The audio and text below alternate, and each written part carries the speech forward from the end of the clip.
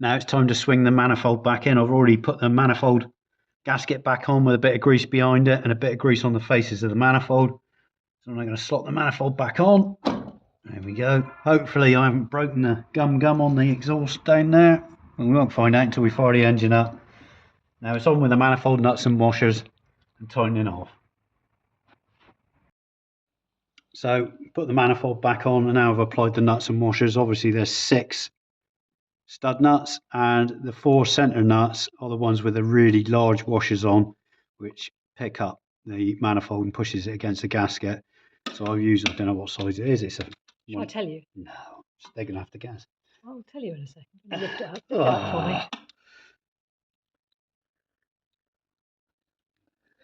So you shouldn't. It's a half. It's a half. There we go. I don't know, it fits. So the ones in the middle, the 2 middle ones are really awkward, but I'm going to use my favourite weapon, which is my flexible socket drive, to get to them, because they are an absolute pain in the arse. There we go. It does perfect. That's that one. Get right in there so you can just wangle it round the old flexible drive, and then back off with a flexible drive, back on with a half, finish off. I think I've already tightened that back one off. Just make sure, don't over tighten them. There we go. And that's nipped that up right against the gasket, pulled it against the head. Now it's back on with the oil catch can. So here's the oil catch can, and I've glued the gasket to the tappet gantry cover with grease. So I'll hold that nice and tight when I'm putting it on. Saves having to fight with it later on. You might not have one of these. No, you might not have a oil catch can on your Morris. You might not even take it off. But if you have, you will. It's lower down than that, John. Is it? Yeah, much lower. Oh yeah. It's under the manifold. Blind man. There it is. Good bloke to find the right place. There we go. It's under down there. Hang on. Making a pig's ear, it is. There we go. Where's the hole?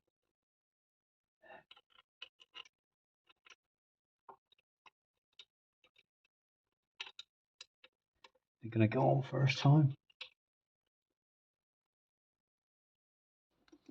So I've eventually located the oldest bolt drives into, which is there. Finger tight, make sure you've got either a fibre washer or rubber grommet on the bolt as it pulls the tappet gantry cover in. Make sure it's square.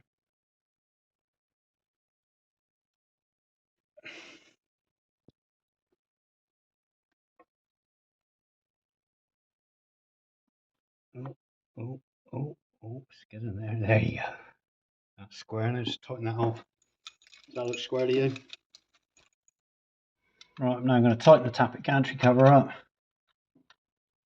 with the oil catch can attached. Somebody's got a camera in the way.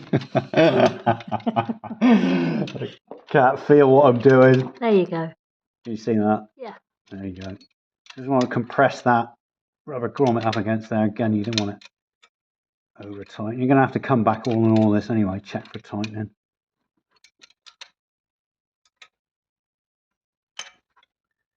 Feels good. Attach that back to the air filter. There you go, over to the vacuum hose, wherever it's wobbling around. I had it here a minute ago. There she blows. That goes down to the distributor. Then there. That hose goes back on the tap. Oh no, oh no, it's on there.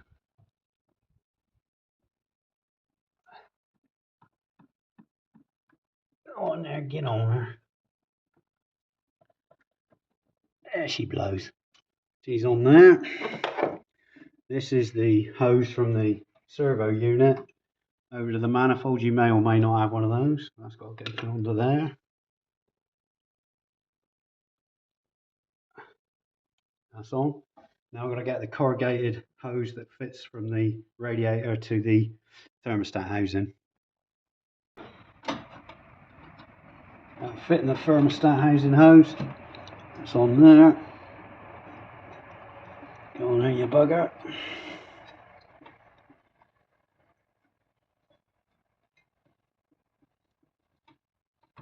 There you go. There's a Jubilee clip either end, isn't there? So. Yeah, Jubilee clip on their end like that. Just even it out. Good opportunity to change it if it's perished. It is. Yeah. Feels about right. Yeah. And that is for hoses. Got to remember to tighten that heat bypass hose up because that's still loose. And then after all that's connected, it's on to the valve clearances.